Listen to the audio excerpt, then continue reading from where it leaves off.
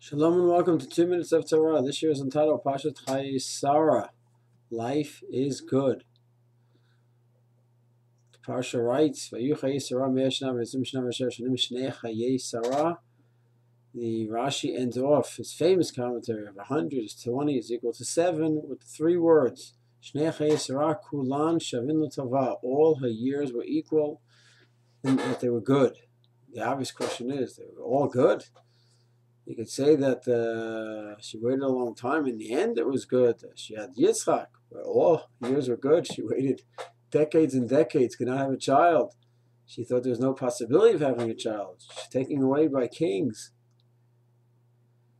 She brought in a mistress into her house. She was abused by her, made fun of her. To say that all her years were good, that's not a simple statement at all. What does Rashi mean? So I think it's really just a question of what we mean by the word tovah, good.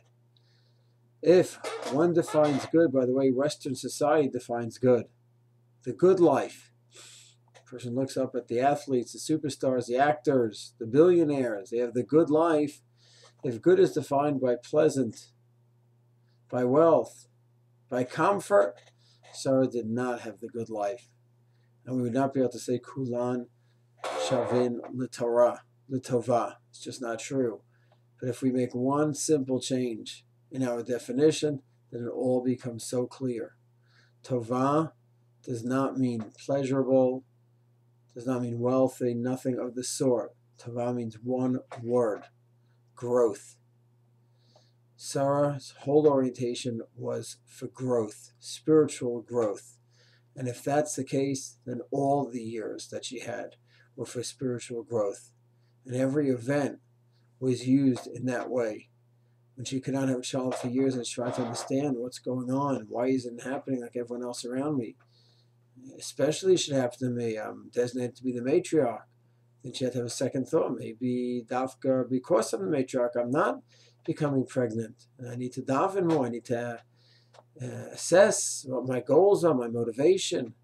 And then she had to reassess. Maybe I won't be the matriarch. I have to bring in someone into the house, and maybe I'll just raise the child. This was all growth. Thinking and rethinking and analyzing, introspection. It's painful. This was hard.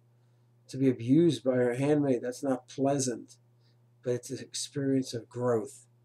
And every event along the way, she's taken by the king. Why do I need to be taken by a king? It's humiliating. It's disgusting. It's a horror. These are not pleasant situations, not in the normal sense of the word, but they are situations and experiences of growth. And for Sarah, that was her goal. Her goal was spiritual growth. And once that's the goal, every step along the way is a means towards that growth. It could be pleasant steps, it could be dangerous steps, it could be challenging steps, but they are kulan shavin l'Torah. May we truly emulate Sarah's example of tovah, where whether we have pleasant experiences, not such pleasant experiences, we use them as experiences for growth. And then we could truly say about ourselves in Yetz Hashem that all our years are years of tovah. Shalom.